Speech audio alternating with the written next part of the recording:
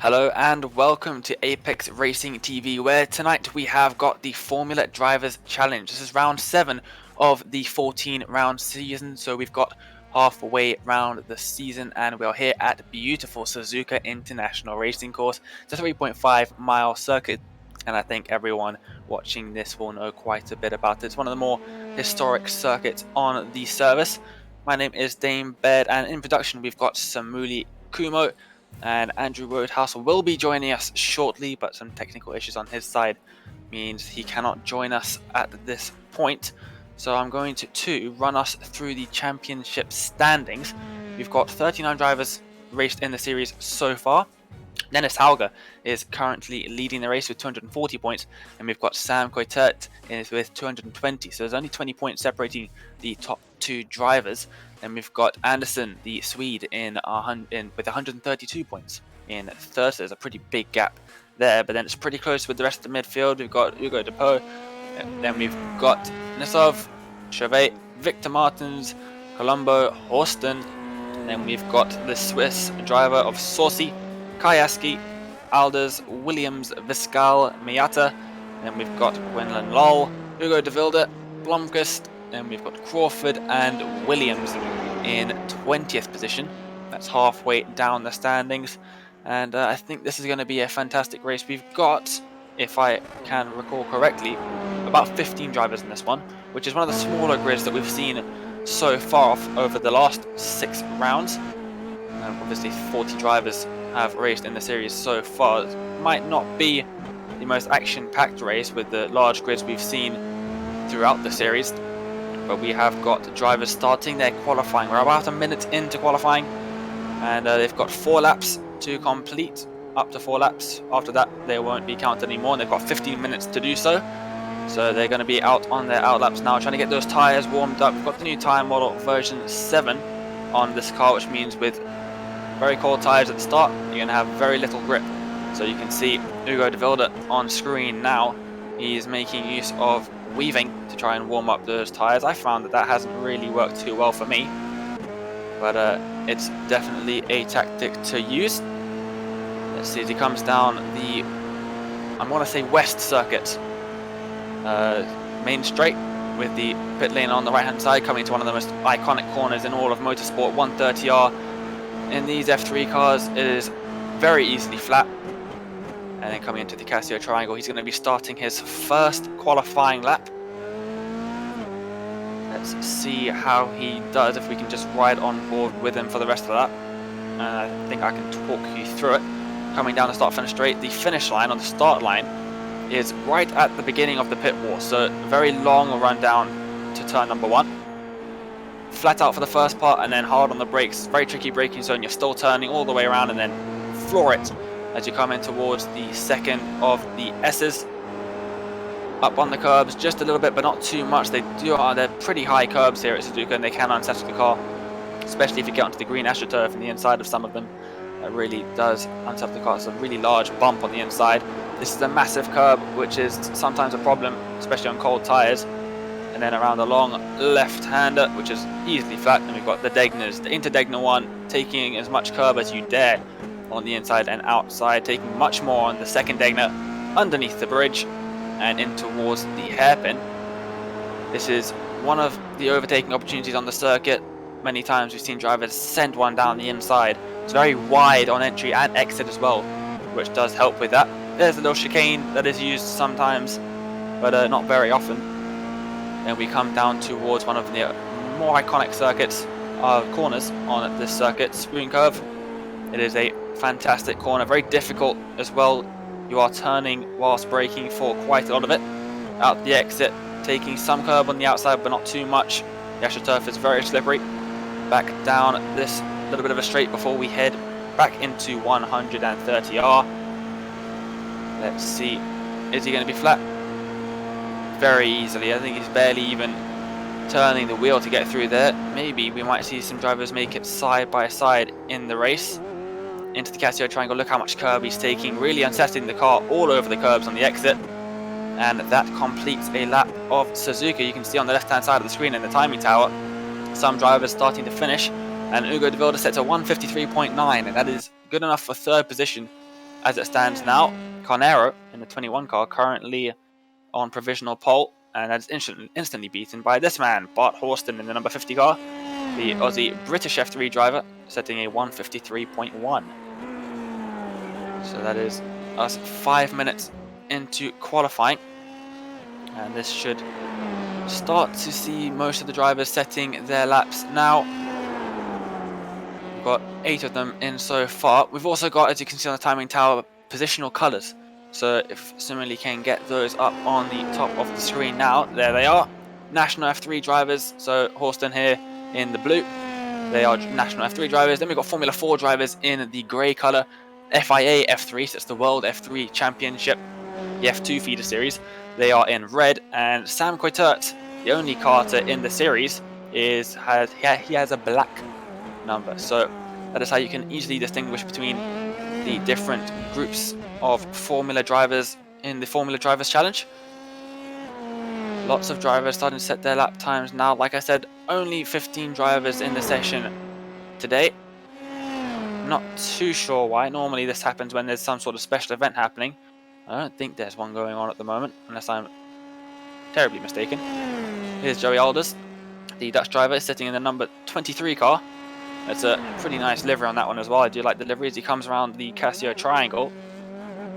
Tricky chicane, also taking a lot of curb. You can afford to do that. iRacing won't give you an off track unless you really cut it hard, but it can unsettle the car. He's going to cross the line. What lap is that going to be? That's good enough for second position. That's a 153.2. And some more drivers finishing their second laps. Ugo de Wilde, he has set a 1:53.2. There he is, heading into turn number 1, touching the grass on the entry. That's not ideal. There's Bart Horston setting yet another fastest lap.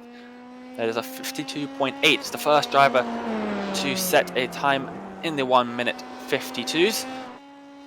Lots more drivers. Still haven't seen a lap from Dennis Hauger, who is the current points leader. So either he's not had the best of laps, or he's not setting a lap. I wonder if he's actually on track at the moment. He is on track, I've just been told, but the first lap was invalidated. So that is why he hasn't set a lap time.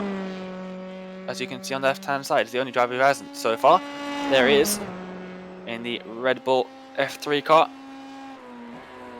He's going to be one to watch today, I'm sure. It's very easy to extend track limits at Suzuka. Obviously with 130R, and obviously this one as well, the exit of Spoon Curve. The track limits there are pretty strict.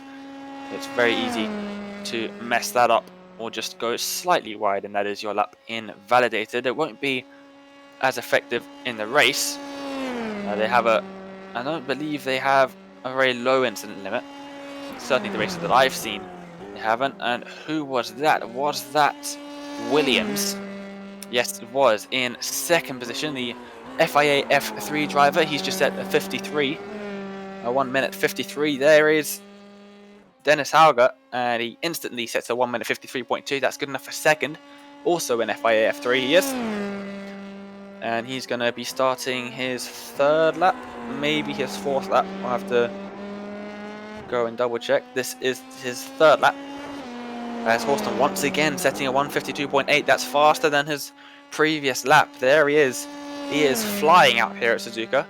Obviously a circuit that he enjoys driving. It's always easier to put in the time to practice when you enjoy driving a circuit. Quinlan Lowell setting the second position, the second best lap time of the qualifying session so far. He's put himself up in that 88 car into second, and then the Russian Nisov, he's put himself up into third. That's a good lap from him. Anderson now up into fourth position with a 1:53.1, so the times are falling at a rapid rate. More drivers setting their times. Here is Williams. Let's see as he comes around towards, I believe, 130R. Let's see what he can do. Sam Coitert, second in the championship standings, only with 11th position at the moment. And it looks like a couple more drivers have joined the session, because we've now got 18 setting a lap time. Here is Williams. Let's see what he can do. Callum Williams in the 54 cars. He crosses the line. Like I said, very early finish line at Suzuka. And that is enough to jump Garcia and Hauger up into 5th position. Here is Hauger, the championship standings leader, taking a really tight line through the final corner, trying to maximize or trying to minimize the amount of distance he has to cover. Back up into 2nd position. He's in the 52.9s, still about a 10th and a bit off of Bart Horston, as I think Horston's going to be starting or finishing his final lap. We've seen 3 purple laps from him. Will the 4th one be purple as well? Yes, it will. 52.75. That is a fantastic lap from him. And he retires back to the pit lane. Hauger still has a lap. There's 5 minutes left of the session. You can see the drivers hugging that inside wall, trying to really minimize the amount of distance. That's Nisov. He's put himself up into 2nd position by just a few hundredths of a second there with a 52.9. Let's see, who are we looking at now? This is Callum Williams once again. He's come out of the hairpin, going towards Spoon Curve. You can see the unique figure 8 style circuit at Suzuka on the top right hand corner of the screen with the track map. Once we get into the race in a few minutes time, that'll be populated with a lot of drivers.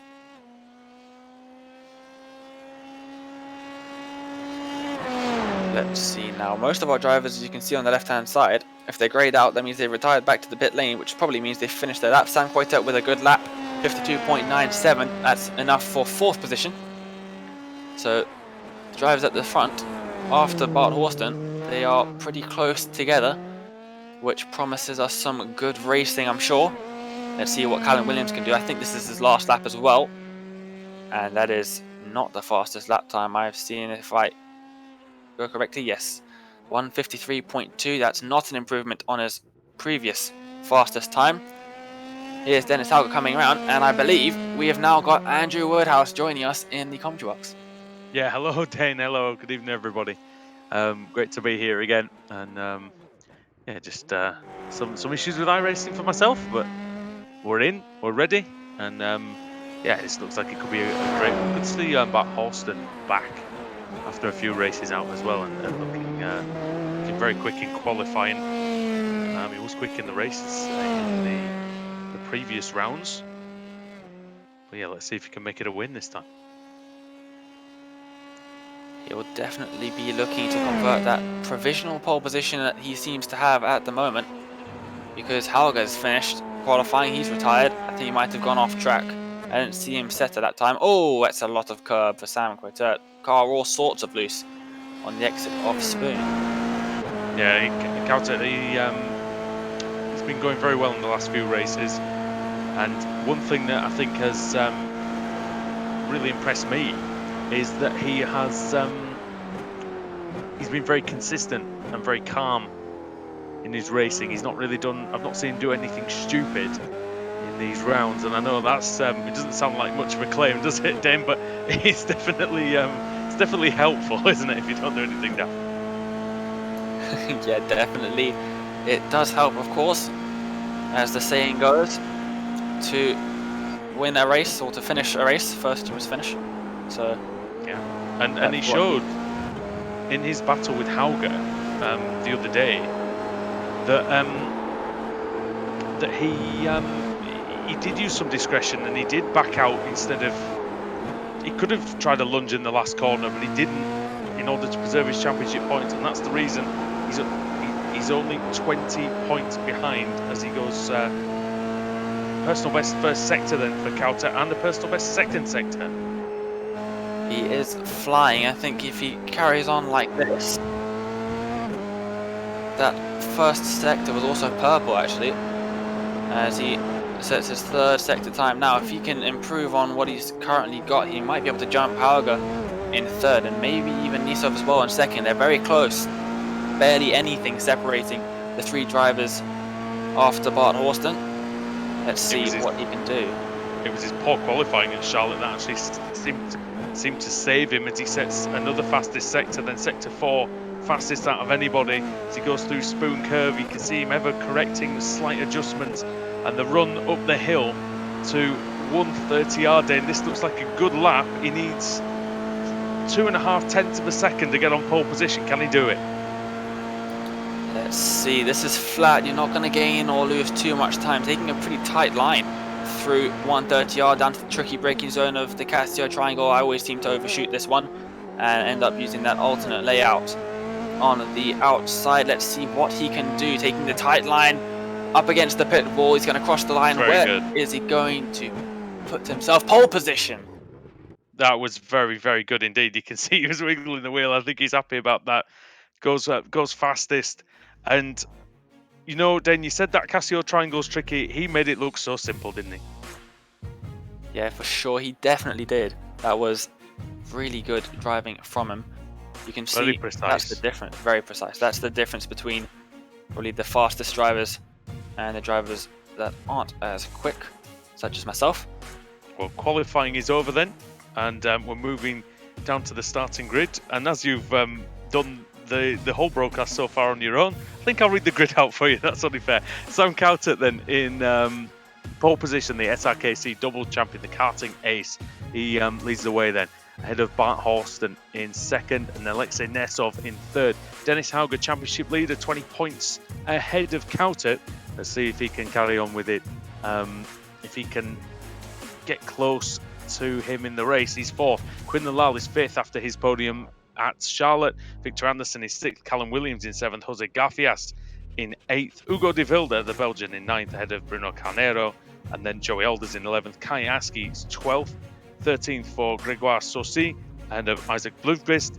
And then Consta Lapalainen in 15th. Josh Mason 16th. Flynn Milani, who's a new driver to the series, in 17th. And the Romanian is on the back row, Filip Ugran.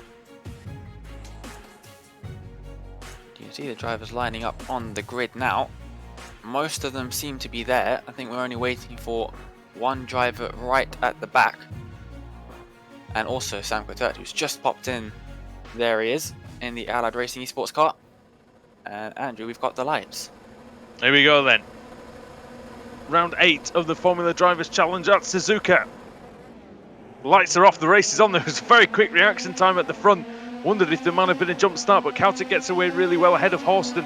Hauger's actually got ahead of Nesov early on into third. And fifth is Lal. Oh, Cowtett off at turn 1. Disaster already for the Dutchman. I'm not sure what happened. Oh, but there's a car ridden up on top of him, and that's Aski. And also Blomqvist is off. But Cowtett is around, and his championship chances could be in tatters, Dane. Yeah, that is not what he wants, and he's retired back to the pit lane as well. That's the worst start he could have had, from first down to last. Bart Horston takes the lead from him. Dennis Alger up into second then. And it looks like he's got past Nisov as well, so that's a good start from him. As he goes off track there, let's have a replay of the start there. Sam Cowtett just lost the rear, didn't he? Looks like maybe a rear lockup. He definitely was all sorts of loose, and there's the secondary incident there, and it looks like he's got some damage to some of those wheels already. And around he goes. Yeah, you can see he's definitely got some damage to that front right, I believe, suspension, and that is him out of the race. And yeah, it was Joey Alders who was involved in that one as well. I think Aski might have been in it, but he didn't get the brunt of it, so he survives. At this point, we're looking at Victor Anderson ahead of Callum Williams, and the front four have broken away. Then it's Horston, Hauger, Nesov, and Lal, the top four. As Williams goes for a move into 130 day, and this could be dangerous. Definitely, they've got cold tires as well. Ooh. I thought Anderson was about to go all sorts of. He was almost looked like he was about to lose it on the exit of 130R, all up onto the AstroTurf. Driver seems to be going. Yep, definitely. That wall on the outside, it looks far away, but it really isn't in the grand scheme of things with the speed that they're carrying through there. Oh yeah, I remember Alan McNish had an absolute monstrous one there in 2002. That wall can bite you. I think that was before the tarmac runoff area as well. There's been a few big accidents since. And round the outside for Jose Garfias in turn 1. He's having a look at Anderson, the Mexican versus the Swede. And the Swede stays ahead, but he lost out to Callum Williams, and Williams now is trying to chase after the top 4. Only 0.3 of a second in it. They're between the top 2. Really close driving between them. Hauger, we know his pace is good. Austin hasn't been doing quite as well, but I've seen him in quite a few other series here on Apex Racing TV, and he has more than proven himself capable of leading a race. And incidentally, I think that's possibly the reason why he's missed a couple of races. I think he's been in a couple of other race meetings. But Horston was a top 5 contender really before the last couple of meetings. He has amassed 98 points. He's currently sat in 9th place in the championship. He could still easily get into the top 5, I think, if he runs some nice clean races. Dennis Hauger, it'll be interesting to see if he does catch Horston, whether he goes to battle with him. But we're wheel to wheel between Bruno Canera and Hugo de Vilde in Spoon Curve. Oh, and that's Garfias going slowly. I saw a lot Did he go off, I of wonder? smoke. Did he have a bit of a spin, or was it just a humongous lockup? I think we'll have to wait and see. I think he had a huge slide, I'm being told. He might have had to go onto the runoff area, lose some time. Here's De Vilde then in the car. That's the Arden colour scheme, isn't it? On that car, but he's behind Bruno Carnero. Carnero, who in the last couple of races, then he'd been quite disappointed. Oh, big crash on the straight. That's a huge one for Nesov, and that was with Quinlan Lal. Nesov's car is destroyed. Oh my goodness, mate. Lal's dropping back positions as well. Can't help but think he's gonna end up with some damage after that one. Let's see what happened. There's Lal in the green car trying to overtake Nisov, and Nisov moves over. I think he thought that Lal... 2 hits. 2 hits there, and the second one, that's the one that sent Nisov into that wall, and that was a hefty impact. You might have thought that after one of those hits that they might have given each other a bit more space, but not the case. I'd say that's a 50-50 one because, yeah, I'd say both of them had the opportunity to get out of the way after the first one. That puts Kayaski up into 10th place after avoiding the nonsense. Oh, De Vilde's in the gravel at Degna 2. And how many times over the years have we seen that? Yeah, that is one of the trickier braking zones. Obviously, it's easy to get all sorts of loose on that AstroTurf on the outside that you really have to take if you want to take the optimal line through there. And that is, it's also easy to just get stuck on the gravel, and that looks like what happened to him. He's dropped quite far back as well. Aski moves up into 9th. I wonder if he went off in Degna 1, in fact, and ended up over there. Because that's very possible. We've seen that many times. Kayaski then, this is a great track for these cars though, I think. These cars are perfect speed to get some great overtaking going on this circuit. We're looking at Kayaski then, the Brit, the French F4 driver. And he is closing in on Konsta Lapalainen of Finland. Oh my goodness me. Well, I'm not sure really what was the intention there from Aski, but yeah, that never seemed like it was really truly on, but might get another chance into turn 1 day. Definitely might. Interestingly, with that incident between Lol and Nisov, it has put a big gap between the two in the front, and Williams, who has now moved up into the last podium position. Aski hitting the rev limiter, and who's that? That is Garfias just ahead of them, going a bit wide, yeah, as well. But he didn't get to make that move. I can't help but think if maybe his rev limiter is a bit too low coming down that main straight. It's well in the slipstream though. Don't forget that Lapalainen had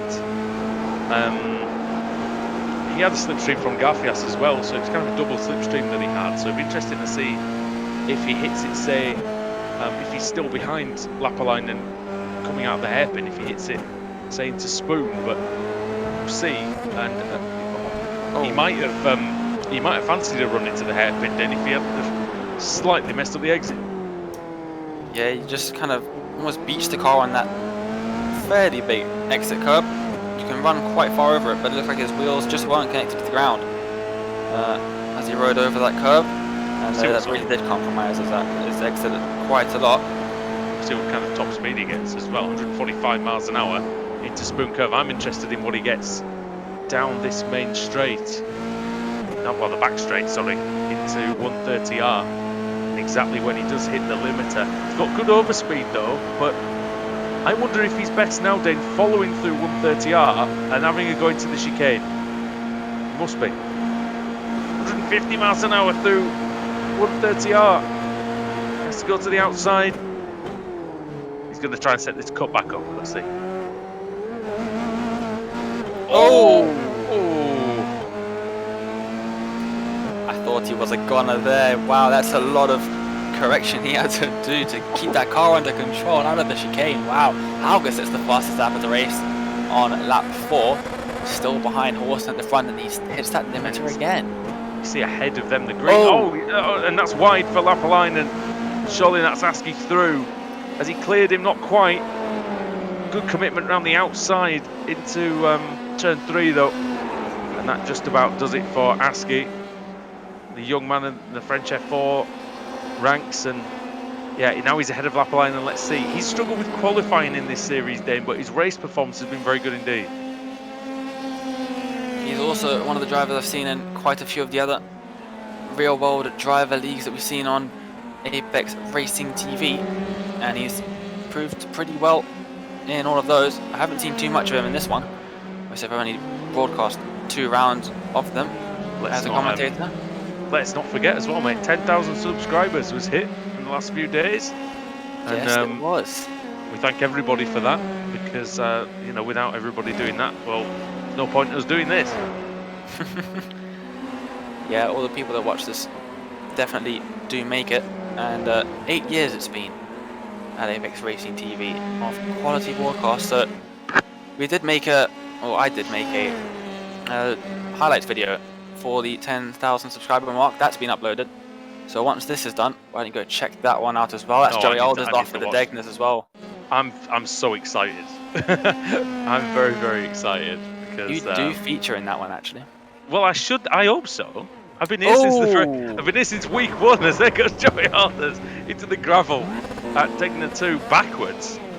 Not the way you want to travel through that corner, but he survives it without hitting the wall, which is always an achievement, I think. And he escapes from the gravel, which is also good. But yeah, I should hope I'm in that video. If I wasn't, I would be demanding the re-edit. It'd be like Batman versus Superman. You know, I'd be crying all over social media. Yeah, well, you definitely do feature in that one. As we hit the 10-minute mark in the race, we're a third of the way through. Half an hour race on lap 6. Austin looks like he's got a slight gap over Dennis Hauger. So that's a bit promising for the Australian and British F3. But Joey Alder's got all over that curve at Degner 1. And that just sent him right around. And I'd be surprised if he didn't have some mild suspension notion on that one, because he did bounce around quite a lot over those curbs. These two very evenly matched in the early going. Yeah, definitely that gap is kind of hovering around the 8/10 mark.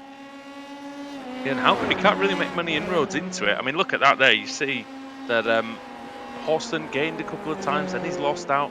Then he set the fastest lap of the race last time round. And Hauger, you know, he's shown that towards the end of the race especially, he's very strong. So we'll see if he can close in. He will get a bit of a slipstream. It's not going to be a lot, but it will help him. You can see he's just coming down ever so slightly, but barely at all, as this is side by side for 5th place. This is Bruno Carnero, and on the inside Gregoire Saucy of Switzerland. Oh, bang! Well, that was a saucy one. And I'm amazed Carnero doesn't have suspension damage, you know, Dane. That was a right whack. That was a really hard hit, and he did very well to keep that out of the wall at 130. Once you go straight there, there's not much grip. It's very unused, very dusty. You can see actually on the main straight here, there's quite a bit of dust on the circuit. I wonder if he manages to get back to him, if we're going to see any afters on that one, because I'll tell you, if somebody did that to me into the fastest corner on the course, I wouldn't be happy. Definitely very right there. He's in a pretty decent position, but I'm just looking through the point system, and with Koita down in 18th position out of the race, Dennis Hauger's going to be looking at that and thinking this is a good opportunity to really get a good lead in the championship. Right now he's in 2nd, that's 42 points. Not sure if drivers that retire get points in the series if they're still in the points places. If they are, Koita would have gained 3 points. Oh, that's Williams. Williams. He was in 3rd. And is it going to be 4th now? Well, it is costed it, but it's going to be 6th now, because Carnero's through, Saucy's through up into 4th, and Garfias and Askey on the tail of this train. There you go. That's easy for me to say, isn't it? Down on the power, flat out towards Spoon Curve. Oh, he's got a good run with the draft. Yes. Down the inside into Spoon, and he's made that move stick. Is Conero going to get the cut back? Oh, he's wide. Oh, he almost hits him. Conero might lose out here as well. There's Garfias trying to go down the inside, get that sneaky cutback move. Remember what happened on the last lap down here between these two. But now they've got friends. Not socially distant about this, is there? Conero around the outside. And this time he isn't pushed out, but he goes out wide to gain a little bit more space. Don't know about the track limits on that one, boys, but Conero is through and back up into 5th place. In fact, Saucy's cleared off, hasn't he? So it's just ahead of Williams, but still. Gets the run now, Williams then. Oh. Williams seems to have much more top speed, straight line speed than Conero. Maybe a difference in setup. I'm not sure if they run a fixed setup on the no, there's no room there. It goes down the inside. There was no room. Oh my goodness. Just about. How have they managed to get around? And there's Kayaski going around the outside and yes, is once again side by side. Still in this contact, and Conero is surely going to end up in the wall now. No. He kept it out again. This time wheel-to-wheel contact once more. This time with Askey, and he spins. And I don't know if that is damage or if that's careful coming back on. Yeah, nice little spin turn. Don't know if that's damage or if that is. I think that's damage. I think it's cramming, isn't it? Let's have a look when he goes on it. I think. Oh yeah, it's knackered. Oh, it is knackered. Oh, that's a big impact. And And he's taking out a cone as well. A few, and he's upside down. Oh, well, that's not how Conero wanted to finish that one. Poor little cone. I mean, the cones are the innocent victims of motor racing, of course.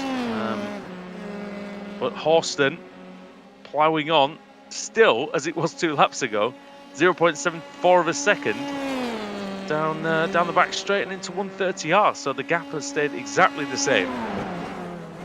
And as we approach half distance, he must be fairly confident of keeping. Well, at the moment of keeping Hauger behind him, but does Hauger have, he might have saved the tyres, he might be, we don't know what these two are, what sort of equipment these two have underneath them. Just 0.03 of a second between their lap times. And they were half a second quicker of Anderson in 3rd, so Anderson 7 seconds behind. Yeah, you can see on the track map, we're entering the S's now.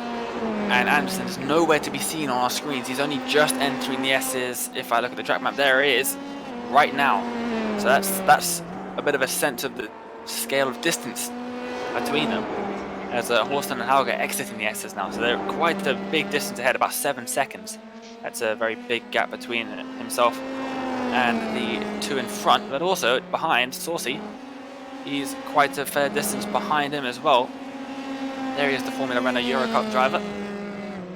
He's been consistent as Anderson in this series. 3rd in the championship, no massive results, but he has performed well, that's for sure. Stayed out of trouble largely. So this is his best run of the season so far. In 4th, this is Garfias defending hard from Kayaski here. And Askey gets a good run out of the hairpin. That was clever defending from Garfias. He saw the cutback coming from Askey. Askey going down the inside of this little right-hand kink and outside of Spoon. That's very trusting. Oh, there's contact in the gravel as well. Is he going to hit the wall? Yes, he has a bit of a tap to the wall. Shouldn't have too much damage from that, but maybe some suspension damage from the initial contact. It looks like the car is fine. Okay. Yeah. Does he have any wing damage? I don't know. I can't see the front wing from here, but I imagine maybe the front wing. Oh no, the front wing looks all right as well. He may just have completely gone away with that, Kayaski. Garfias defending the 6th of the race from Horston. He's actually gained 0.3 of a second on that last lap from Hauger, so something's gone wrong with Hauger there. He's made a bit of a mistake. He's broken the slipstream as Horston, and so that is tremendous stuff for Bart, and see if he can keep that lead now. Yeah, and the lead's extending all the time. So Hauger's tyres are going, or what? Because he just can't stay with Bart Horston, who's doing a fantastic job out there, started in second place, and he's proving that he is one of the best drivers in this series. And he's going to gain a few places in the championship today. He'll probably gain 5 places at least in the standings. So he should be up into 4th by the time all this is done, if he does stay indeed where he is. I think he might go up to 4th actually, even if he finishes 2nd or 3rd. Don't quote me on that, because obviously it depends on what everyone else does. But rest assured, it's a great performance. But he's only halfway there. There's Joey Alders involved in some action with Hugo de Vilde. Belgium versus Holland here.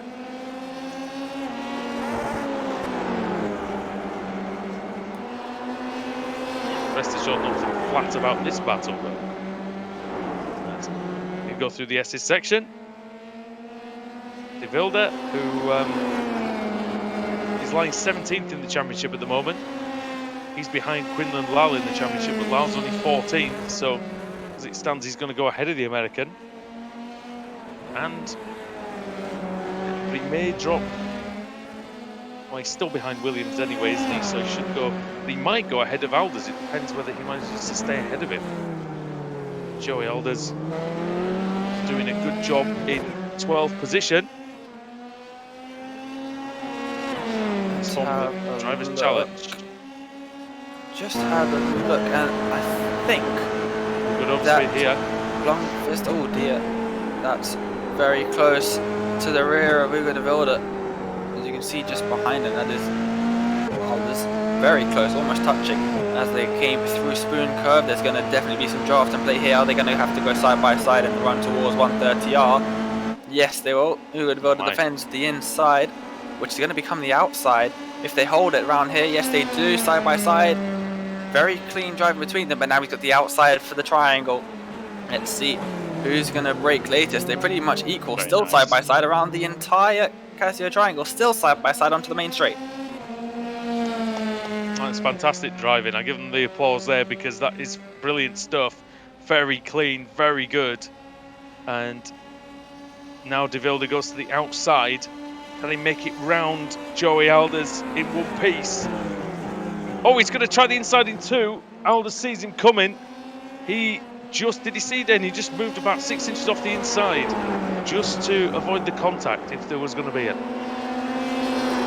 That is some really incredible driving between the two. Hopefully Alders doesn't start making a big gap there. So we can that was amazing. More of that, because that was seriously trusting driving between the two of them. Amazing. They really had the trust. Really good. Really good. Oh, it looks like Bart Horston has had Dennis Hager catch right up to the back of him looking on the track, man. It's about 3/10 he's lost in the last couple of laps. So let's see what he does this time. Well, yeah, he lost only half a tenth this time, so nothing too major. But now Hauger has slight slipstream in play. It's not going to be a lot from that far back, but if he does string a few good corners together, he might be able to get within that sort of 7/10 that you need to get any real advantage. Well, that's kind of where he stopped, didn't he? He was about 3/4 of a second and couldn't really get any closer before, so we'll see what he can do. Just need to check on excuse me, just a word for Josh Mason, who's 9th. He started in 16th place. He's made his way through the field quite well. Philip Ugran started in 10th. Sorry, started in 18th, and he's now in 10th. So those guys have done a good job of staying out of trouble, avoiding the accidents earlier on, and getting through and into the good point playing positions. Look at Saucy as well, highest mover so far, up 9 positions, and oh that's Joey Alders off. Maybe a bit of a too much curb maybe out of the Casio triangle. I think he might have just turned that one right around. Let's see. Yeah, he was on his own. Built up a gap over the Belgian. Turns it in. Yeah. Just loses the rear. Oof. De Vilde did a good job to avoid him. But he gets it spun around quickly. And yeah, it doesn't really lose. And what did he lose there? Maybe 7 seconds. That's not too bad for a spin, really. It could have been a lot worse. But you can tell his tyres are feeling it now though after the spin, because he was sliding his way through turn 5.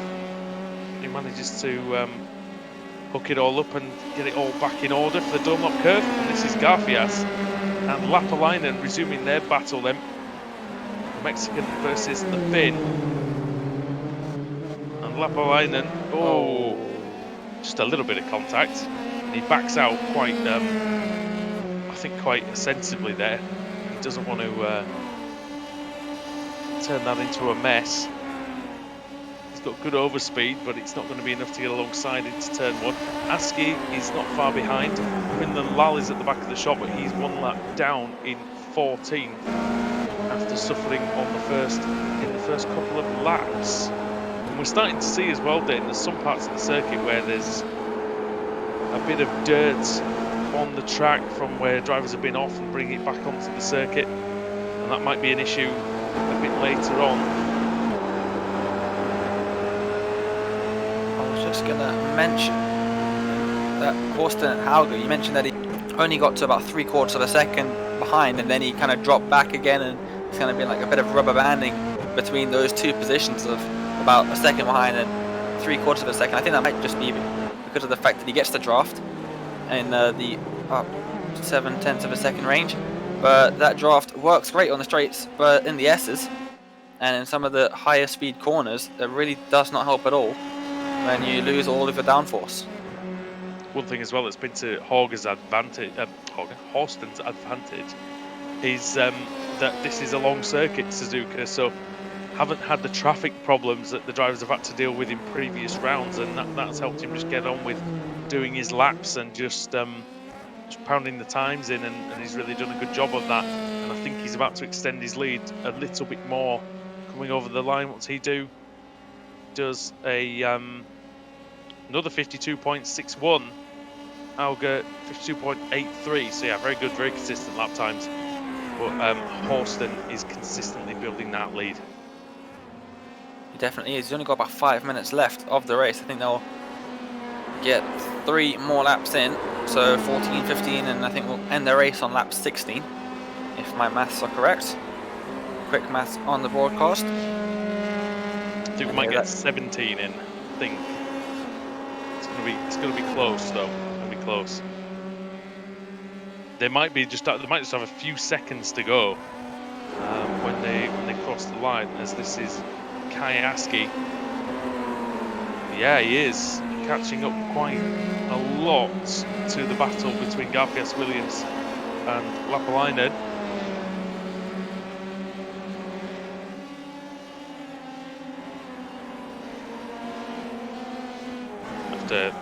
After the collision, in fact it's just Garfias and Lapalainen, isn't it? Williams is away, but yeah, Aski's done well to recover after those incidents earlier on. Was it Garfias then? Locking up. He seems to be a little bit erratic, does Jose, but it's working for him at the minute. But that poor hairpin means that Lapalainen is he's going to be right there, and come 130R he might have a chance then. Definitely will. He's going to have quite a bit of draft to play with here. Yeah, he did get wide again. Also looking at the track map, looks like we might be Saucy catching up to Anderson finally, so that's one to watch at the end of the race as well. Here is Lapalainen then. Oh, look at that. So much quicker. They're going to run side by side once again, and he looks like he's got ahead before the braking zone and defends that inside line nicely, and that is going to be him up to 6th position. Oh, very deep into the chicane there. I thought he was going straight on for a second. It's not gonna help him at all. That is. Oh, and Garfias opens the gap just about. Lapalainen left the door open, and Garfias might just wander through. It's hard to go around the outside in turn 1, and Lapalainen's not going to extend it. Oh, he tried to do the switchback, and that's ended in disaster. And that'll be both of them most likely out of the race. And that was misjudged to a huge degree. Garfias did defend quite hard most of the race. I've seen his defensive style, defending the cutback, opening the door, and then slamming it shut. And I think he might have just been a bit too late to slam it shut. Lapalainen went for the move. Let's see if we're going to get a replay of it now on board Jose Garfield, as you can see, that poor exit from left line didn't help him out. Look at the defense, almost squeezed into the wall. Yeah, he didn't in the defend 99 quickly. car. He didn't defend quickly enough to the white line, did he? And that's what allowed the side-by-side situation in the first place. But Garfias, let's say, does it? You know what? I think that one's on Lapalainen. You know, I think he was going for the move. But it didn't really materialize as he wanted. He didn't get the space that he had anticipated. That's very Garfias didn't unfortunate. go very wide at all. Then, sorry to interrupt, mate. He didn't go that wide. He didn't leave that much space. I didn't think.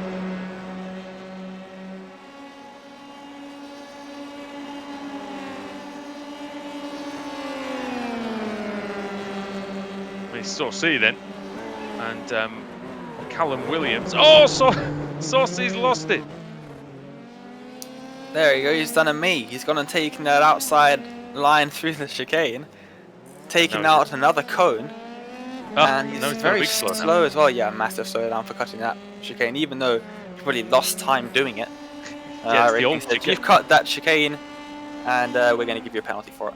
Yeah, it's the old chicane, isn't it? The old original Casio chicane,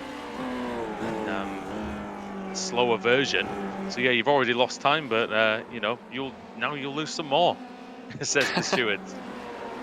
Williams is up into fourth, then he's going to be delighted with that. I think, considering qualifying in 7th place, I don't think he'd have expected to finish in the top 4. But doing exceptionally well, the man from Australia. Car was wiggling around a little bit then going through the Dunlop curve. I don't know if he might have slight handling problems, but we'll see. Saucy, who is having the best race of his championship so far, but yeah, managing to throw the 4th place away. Sadly for him, Hauger set the fastest first sector of anybody on the previous lap, and he's still 1.7 seconds behind. Now then, I believe this is going to be the final lap day, and as you said, so I'll give you the money later for that one. But but it's going to be Bart Horston then coming through the Casio Triangle for the final time, and he's going to take what has been a really, really great victory for him here at Suzuka in round 8 of the Formula Drivers Challenge. It goes to Bart Horston. It goes to the Australian. Dennis Hauger then in 2nd place, but he'll be very, very happy with that for the championship.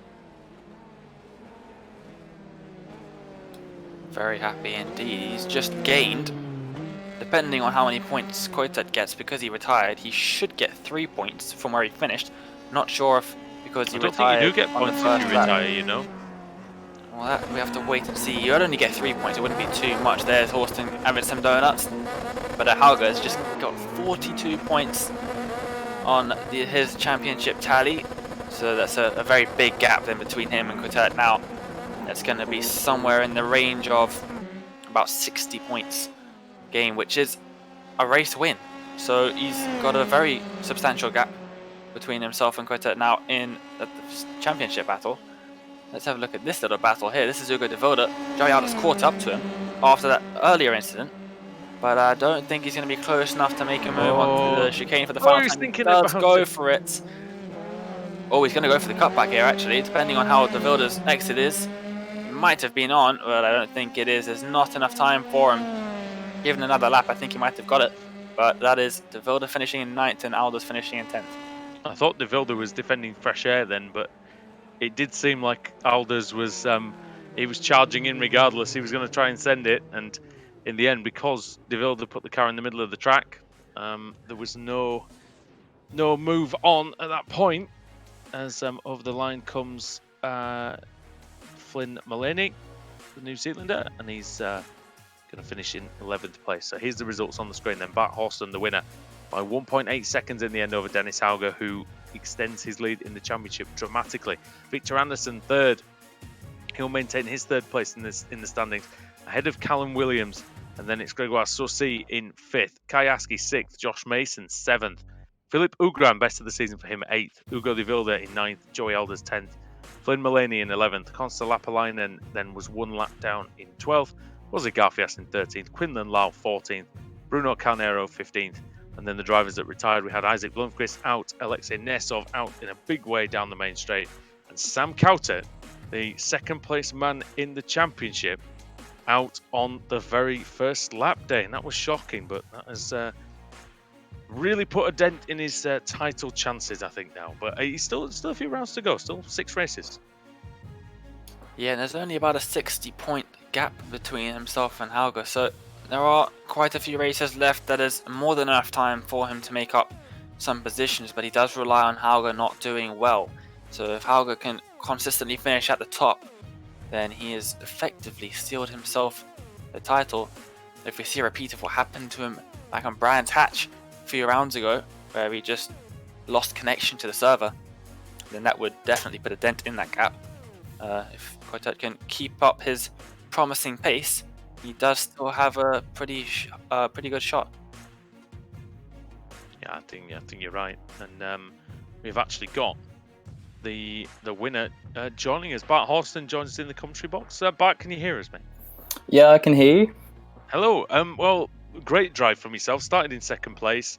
Took advantage of the chaos on the first lap to get the lead. But once you did get the lead, you didn't look back. Tell us about your race. Well, I guess it looked like quite a boring race, but it's never easy when you got someone like Dennis constantly pressuring you. So, it's a bit like yourself versus the track and the car, and you just got to keep putting in good laps. And I managed to do that. And obviously, Sam fell foul a bit at the start there. I know it's a bit tricky when you go out in cold tyres on this track. Yeah, he lost the rear big time, and then came back on into all sorts of trouble, but you managed to stay ahead. You did miss a couple of races, but you were in 9th in the championship. That should be up to about 4th, I'd say, for you.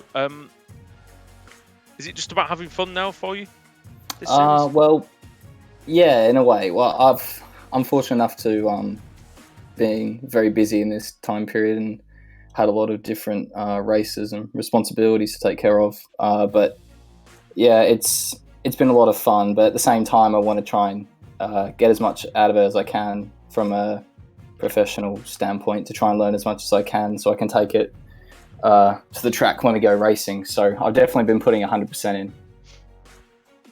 Well, yeah, I mean that's what you've always got to do. But as long as I tell you what, it's going to help your enjoyment factor quite a lot if you keep doing races like that.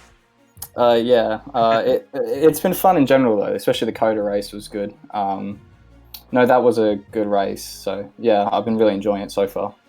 Always tough to push yourself around the track like this. Before we let you go, if you want to give some shout outs to your team, your sponsors, your friends and family, whoever's watching. Yeah, I'd just like to thank my family for all the support and help they've been giving me in this time period and dealing with me when I'm not in such a good mood sometimes, as well as Camino Coaching and my partners CKD Shop, Kapow and Web Guys. All right, perfect. Well, thanks very much for joining us, and we'll catch you in the next one, hopefully. Okay, thank you. Cheers. Bart Horston there, Dane, and a worthy winner today. Yeah, definitely. He did prove his worthiness today, keeping Dennis Hauger at bay. And Dennis didn't really have an opportunity to even go for a move. He didn't really have to defend much. His offense was his defense in this case.